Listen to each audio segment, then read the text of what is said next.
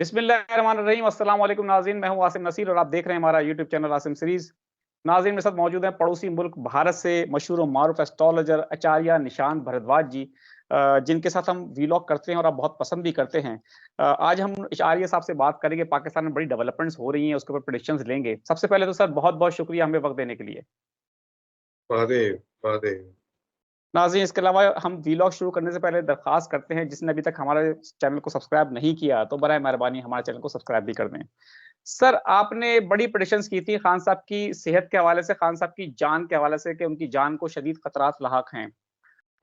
आपने लोगों ने बड़े तहफ़्फ़ुज़ात का उस पे इज़हार किया, लोगों ने बड़ी दुआएँ भी की और लोगों ने कहा कि खान साहब के बारे में कुछ अच्छा भी कहा करें, अच्छा भी बताया करें। लेकिन अभी पिछले दिनों जो पाकिस्तान तहरीक-ए-इंसाफ के रहनुमा हैं, उन्होंने भी इस तरह के खदशात का इज़हार किया है और कहा है कि इमरान खान को ज़हर देने की कोशिशें की जा रही हैं, उनकी वाइफ़ को भी ज़हर देने की कोशिशें की जा रही हैं।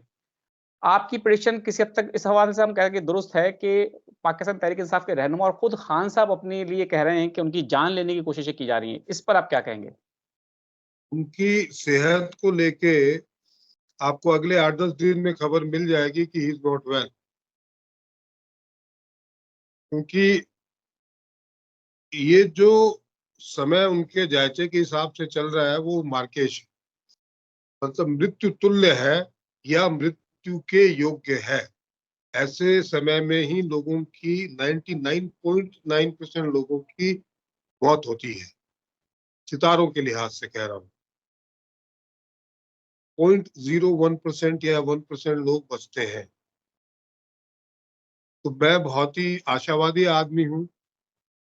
मैं उस 1% को भी 100% मान के चलता हूँ, अगर दुआएं की जाए तो।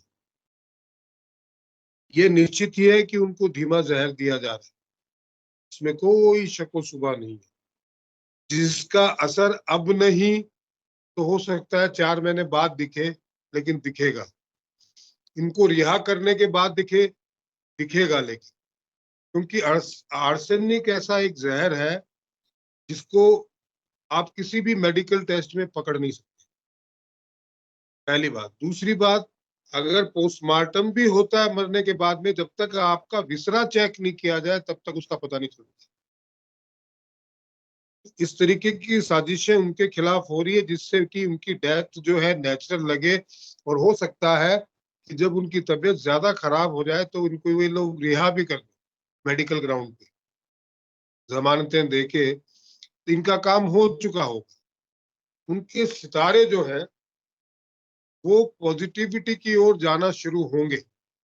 जो सितंबर तक आते आते एक ऐसा बवाल क्रिएट होने वाला है पाकिस्तान में, जिसका सामना ये जो हुकूमत है वो नहीं कर पाएगी। और वो बवाल अभी से भी, देखिए, हमने अपने इस चैनल पे डिस्कस किया था। लोग कुछ भी कहें, एक दिन जाके मैंने मेरे ही वीडियो के नीचे कमेंट पड़े थे कि भाई इसको कहाँ से पकड़ लाए, ये हिंदू है। उन्होंने ये नहीं देखा कि ये इंसान है और इसके पास इल्म है। अब बात रही खान साहब की, तो खान साहब को तो इनको मैंने कहा था कि छोड़ना पड़ेगा, किसी भी ग्राउंड पे छोड़े लेकिन छोड़ना पड़ेगा। लेकिन मुझे खदशा है कि उनकी हेल्थ के लिहाज से मुझे आसार ठीक नजर नहीं आ रहे। आज वो सिर्फ बोल रहे हैं या ये खदशा जाहिर कर रहे हैं, पर मुझे दिख रहा है कि अगले 10 दिनों में आपको ये भी खबर मिल जाएगी कि उनकी सेहत ठीक नहीं है। दूसरी बात, हमने आपके चैनल से ये भी कहा था कि अफगानिस्तान का बॉर्डर खुलेगा, जी सर। टर्की ग्रीस का फ्रंट खुलेगा,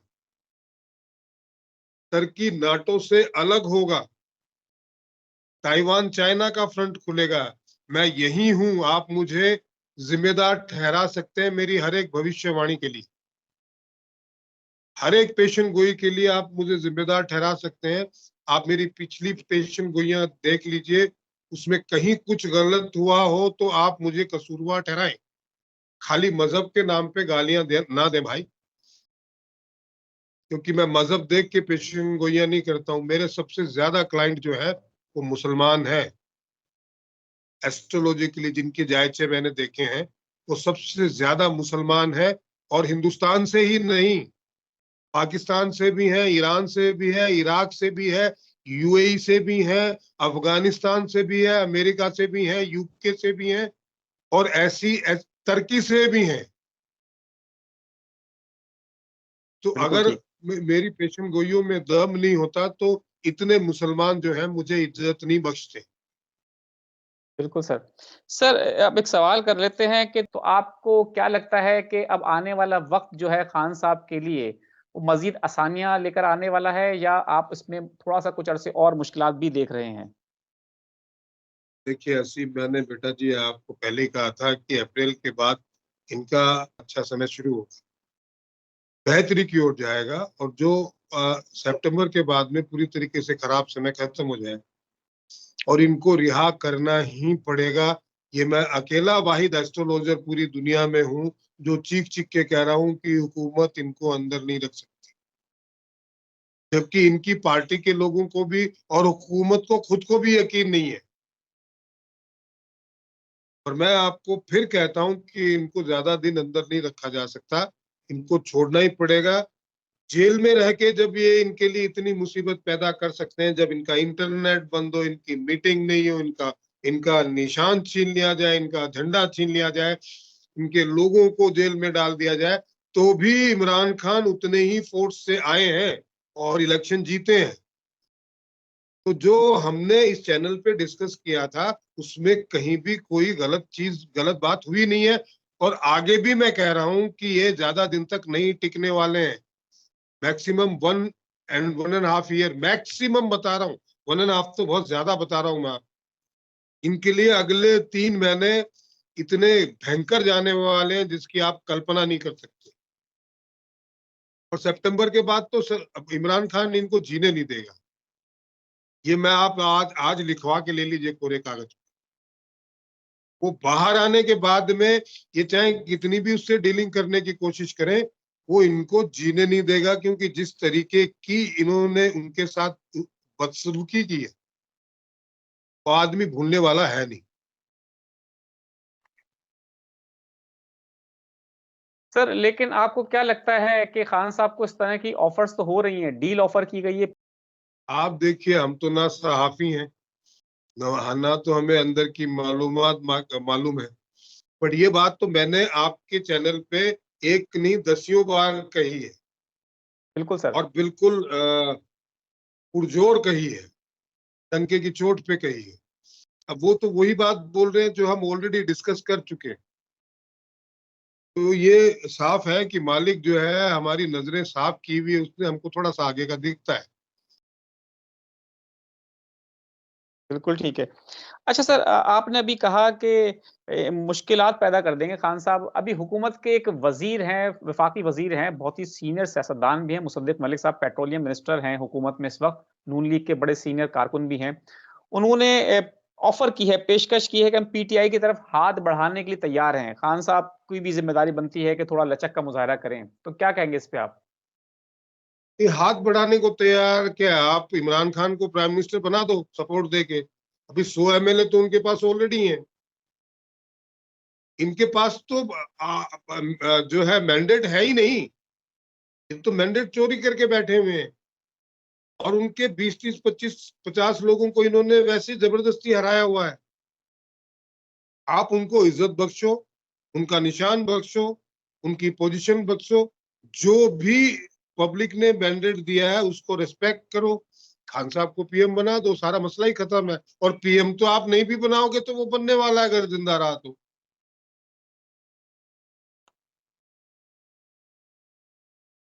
सर ये पीएम आप जो कह रहे हैं, कुछ लोगों का मानना है कि वो इक़्तिदार में वापस आएँगे। लेकिन एक तरफ आप ये भी कह रहे हैं कि उनकी जान को खतरा है और दूसरी तरफ इक़्तिदार में वापस आने की भी आप पेशेनगोई कर रहे हैं। तो ये दोनों बातों में कुछ हमारे कन्फ्यूज़न पैदा हो चुकी है सर। नहीं नहीं, कंफ्यूजन कुछ नहीं है बेटा। मैंने बड़ी स्पष्ट तौर पे कहा है कि सितंबर तक का जो टाइम है मार्केश मृत्यु के योग बने हुए। अगर वो जिंदा रहा, मैं बार बार ये कहता रहा हूं, तो he will be the real prime minister of Pakistan, अगर वो जिंदा रहा तो। और मैंने बार बार ये कहा है कि वो पाकिस्तान के लिए मरने के लिए पैदा हुआ है, पाकिस्तान के लिए जीने के लिए पैदा नहीं हुआ है। लेकिन अब मसला ये है कि खान साहब जो लेकर आए थे कि गुलामी से आज़ादी का एक नारा और कौम को जगाने का, वो हमें ऐसा लग रहा था ख्वाब उनका पूरा होने वाला है, लेकिन वो ख्वाब पूरा होते-होते जो है वो रह गया अधूरा। तो ये ख्वाब उनका आप समझते हैं उनकी ज़िंदगी में पूरा होगा या ये ख्वाब पाकिस्तान के लिए बस एक ख्वाब ही रह जाएगा? देखो, आने वाले 3 महीने जो हैं, वो डिसाइड करेंगे कि पाकिस्तान आगे कहाँ जाता है। आने वाले 3 महीनों में उसकी शक्ल-ओ-सूरत आपको दिख जाएगी। खदशा है कि कुछ न कुछ ऐसा होने वाला और अचानक होगा। बिल्कुल ठीक है। सर बहुत-बहुत शुक्रिया सर हमें वक़्त देने के लिए। नाज़रीन यहाँ हमारे व्लॉग का वक़्त ख़त्म हुआ। मुझे और आचार्य निशांत भारद्वाज जी को दें इजाज़त। आखिर हमारा वही पैगाम है मुस्कुराएँ, प्यार बाँटें और अपने आस-पास के लोगों का ख़्याल रखें। खुदा हाफ़िज़।